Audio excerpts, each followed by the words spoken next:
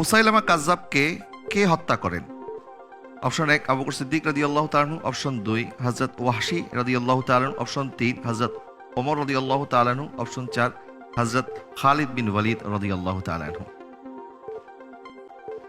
আলহামদুলিল্লাহ, আমি এটার উত্তর হিসেবে অপশন ১ বেছে নিচ্ছি, হযরত আবু বকর রাদিয়াল্লাহু তাআলা আনহু। হযরত আবু বকর রাদিয়াল্লাহু তাআলা আনহু। আপনি লক করতে চাচ্ছেন? জি।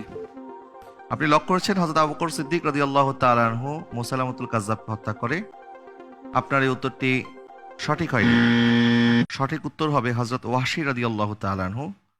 যুগটি ছিল হযরত আবু বকর সিদ্দিক রাদিয়াল্লাহু তাআলা আনহুর খেলাফতের যুগ, কিন্তু হযরত ওয়াহশী যিনি উহুদের ময়দানে নবীজি সাল্লাল্লাহু আলাইহি ওয়াসাল্লামের চাচা যান হযরতে হামজা রাদিয়াল্লাহু তাআলাকে শহীদ করেছিলেন এবং নবীজি সাল্লাল্লাহু আলাইহি ওয়াসাল্লাম তার উপরে অত্যন্ত কষ্ট পেয়েছিলেন।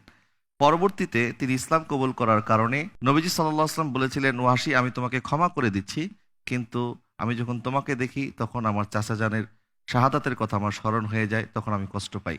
হযরত ওয়াহশী রাদিয়াল্লাহু তাআলা আনহুর মনের মধ্যে এই আক্ষেপটি ছিল, কিন্তু উনি নবীজি সাল্লাল্লাহু আলাইহি ওয়াসাল্লামের একজন বড় দুশমন, যিনি নিজেকে নবী দাবি করেছিল, মুসাইলামাতুল কাজ্জাব, তাকে হত্যা করে জাহান্নামে পাঠানোর মাধ্যমেই হযরত ওয়াহশী রাদিয়াল্লাহু তাআলা আনহু নবীজি সাল্লাল্লাহু আলাইহি ওয়াসাল্লামের খুশির কারণ হয়েছে এবং হযরত ওয়াহশী রাদিয়াল্লাহু তাআলা আনহুর এই কোরবানি, এই আত্মত্যাগ ইসলামের জন্য এখনো স্মরণীয় হয়ে